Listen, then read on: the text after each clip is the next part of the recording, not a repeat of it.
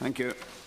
Thanks, Chair. Just before I ask my question, I think it's important that I respond. And as you know, Minister, there's massive dismay and disappointment about the mess that the Department of Defence and the way in which they handled this process. They didn't follow proper diplomatic protocol.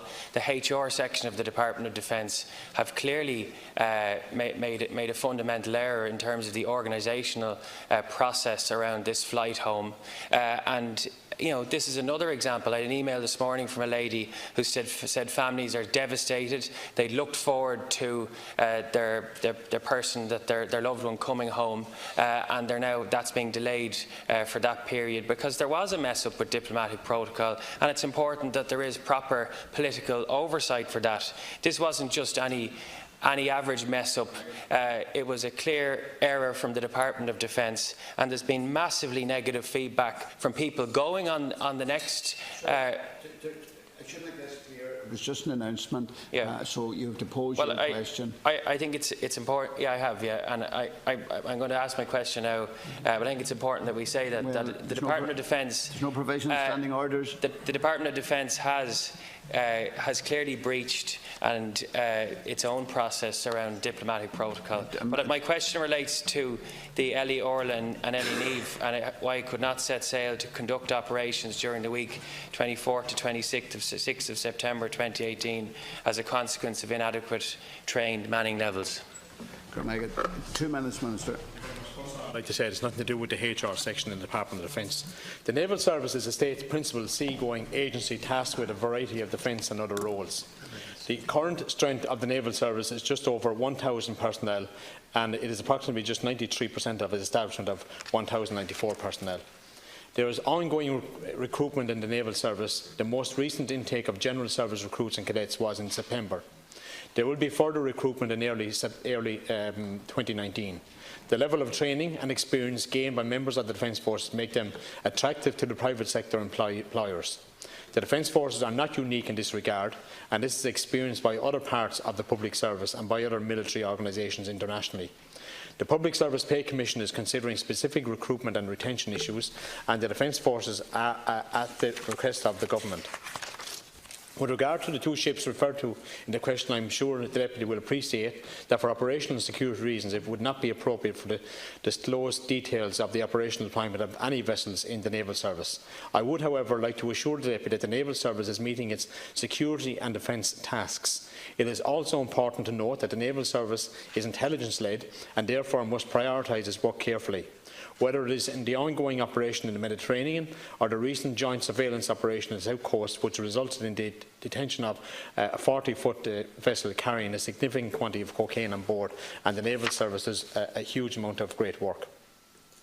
Last Wednesday, when the situation came to my attention, I spoke to the Chief of Staff. Later in the week, he visited the naval base to discuss ongoing challenges. The Chief of Staff provided me with a preliminary update by telephone on Friday evening and by written preliminary report yesterday afternoon. I received a further briefing on the situation. I am expecting a more detailed explanation from the military management in the coming days. It is also important to say that ships do not sail from time to time for various reasons, including weather, mechanical reasons, personnel issues. The Naval Service Maritime Security and Defence Patrol schedule takes into account the requirement to maintain a patrol presence at sea and a scheduled resupply, refit and maintenance in harbour. Despite these challenges they are facing, and I am sure that by military management the Naval Service continues to carry out its assigned security and defence tasks. For supplementary, 1 minute. Minister, that contribution was similar to what you stated on prime time last night. You're in complete and continuous denial. Who are you trying to fool here? The ships were docked because of the absolute recruitment and retention crisis that we've seen over the last number of months and years. And you're trying to say operational and security reasons were there. How were the operational security reasons maintained if the ships were docked? We know this week, for example, the two ships left in dock because of the absolute retention crisis. You're in complete denial, and again you're dismissing the issue, referring to the Public Pay Commission. We had an emergency meeting of senior military management that had to address this issue on an ongoing basis, and I now understand that one of the ships did leave, but it had to take people from who were undergoing training exercises exercise. So robbing Peter to pay Paul to save your bacon in the Department of Defence. You need to take control of this. Stop referring to other reasons. In prime time last night, we had more denial. You referred to weather and technical difficulties. And you again tried to assure the public that security and defence tasks were not compromised. The Department of Defence and the military under your management is in complete and absolute crisis, and there's no assurances under your tenureship. You're completely failing the people, and there's a complete morale crisis due to issues like this. People who are in the Defence Forces so that they can go to sale and are left sitting there because of the absolute retention crisis without any respond. Minister's 1 minute. Deputy, I would advise you to do, and maybe we wouldn't be in the situation that we're in. I watched an interesting programme last night, the banking bailout. Your party are involved in that. I would go and advise you to go look at that programme. You might learn a lot. The Minister to respond to the question. I received correspondence yesterday from the Chief of Staff, and the Chief of Staff has assured me that despite the many challenges, that the Naval Service are still able to carry out its assigned security and defence tasks and meet the commitments under the various service level agreements. And I did admit last night, we have our challenges and HR challenges in the Naval Service. I didn't shirk away from my responsibilities. I'd advise you to go back and look at the programme again. Maybe you didn't look at it. But I actually said last night, we have our HR issues in the department or within the Defence Forces. We have our challenges, and we are in a process of going through the pay commission and various different processes. But the most important thing here is, and I want to assure the general public, that the Naval Service are well capable and have assured me, the Chief of Staff has assured me, that it is well able to carry out its security and defence tasks. Final question. Again, you distract from the point and you refer to an episode 10 years ago. Will you ever take control? And we're in the present, and you're a minister that needs to take control of defence policy for the future. You're failing the people that are working and are giving up their lives on a daily basis. And I understand the crew so the ship could sail was augmented because of the cancellation of specialist weapon training.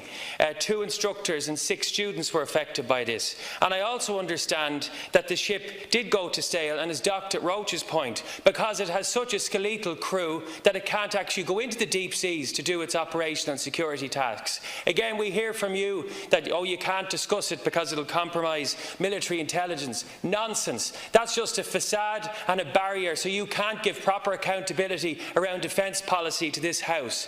Again, failing in your duty as Minister for Defence. Would you stop referring to the Pay Commission and start doing something about it? We had the Chief of Staff saying he's going to try and make a direct plea to the Public Pay Commission, and that gives rise to questions about how accurate the joined-up approach is between him and the Department of Defence. I think he's losing trust in the Department and in you and the management of this crisis. Our ships can't even set sail. We've people on social welfare because of the complete failure of your government to do anything about this recruitment and retention crisis. To respond, 1 minute. Well, first of all, you're telling me to shirk away from my responsibilities with the Pay Commission, but then you're saying the Chief of Staff, you applaud the Chief of Staff for engagement with the Pay Commission. So, like, you want to make up your mind on what way you want to go, right? It is my political responsibility, and I have engaged with the Public Expenditure Reform and the Pay Commission, and there has been a very comprehensive joint submission from both the Department of Defence and the Defence Forces, and I think the Chief of Staff acknowledged that when he said Deputy, please. Well, actually, if you actually went in and maybe listened, there had been a joint submission. Both parties were very much involved in that, and I went in to the Pay Commission in early September, and I'm looking forward and giving the space and time to the Pay Commission to carry out their work regarding pay within the Defence Forces. And actually, Deputy, maybe you would go back and you would read the report on the Public Service Pay Commission, May of 2017. I've highlighted this report to you on a number of occasions, but maybe you have failed to read this, where the Pay Commission highlighted the Defence Forces as a case in point. And the Defence Forces are prioritised in the Public Service Pay Commission.